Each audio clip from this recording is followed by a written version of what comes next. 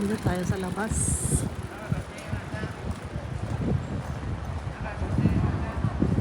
Maraming tao. Maraming ano rito, marami na talagang foreigner dito sa Japan. Napakarami. So dito lang tayo naglalakad-lakad. Pinapasya lang natin si Sora. Ayun si Sora. Lakad-lakad lang tayo dito. Kahit na malamig ang panahon, kailangan pa rin natin lumabas. Sa tulong nakakatamad talagang lumabas dahil masyadong malamig, kaso kailangan natin lumabas.